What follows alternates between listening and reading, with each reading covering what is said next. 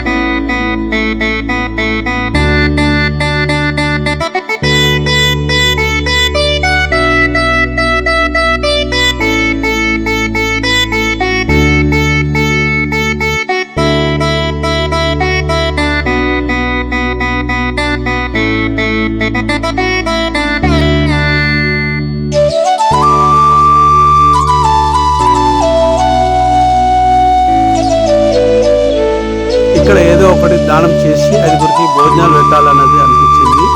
మంచిగా జరిగింది కార్యక్రమము. ఇక్కడ వాతావరణం కూడా బాగుంది, క్లియర్గా వసతి కూడా బాగుంది. అంతా తిరిగి చూసినాము. భక్తి చాలా మంచిగా ఉంది. ఎవరైనా చేసే ధర్మం కానీ చేస్తే పుణ్యం ఉంటుంది అనేది నా భక్తి ఆశీర్వాదం ఇస్తున్నాను. నేను గట్కేశ్వర్ లంబా యాదగిరి గట్కేశ్వర్ నుంచి వచ్చాను. మా నాయన పేరు లంబలింగ. ఆయన పేరు మీద దానం చేశాను. కాబట్టి ఇక్కడికి వచ్చాను. మా మామగారి పేరు మీద పితృపక్షాలల్లా ఇవ్వాలనిపించింది. ఏదో మాకు తోసినంత సాయం చేద్దామని వచ్చినాము. అంత తిరిగి చూసినాము, మంచిగా అనిపించింది.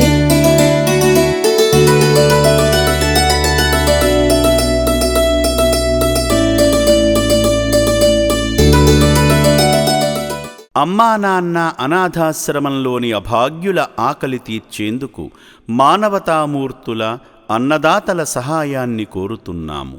ఈ రక్షణాలయంలో జీవిస్తున్న నిర్భాగ్యులకు 3 పూటలా అన్నదానం చేసేందుకు నిత్యావసర వంట సామగ్రి నిల్వలు సరిపోక ఇబ్బంది అవుతోంది. ఈ స్థితిలో ఆకలి తీర్చే మానవతామూర్తుల సాయం కోసం ఈ అభాగ్యులు ఆశగా చూస్తున్నారు.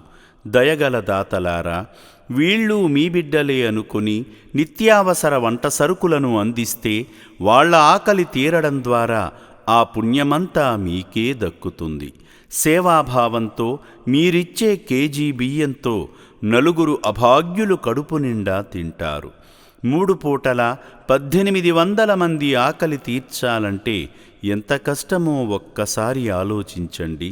దయచేసి బియ్యము, పప్పు, నూనె, కూరగాయలు ఇలా ఏదైనా సాయమందించి శ్రీ పుణ్యలింగేశ్వరుని అనుగ్రహానికి పాత్రులు కండి.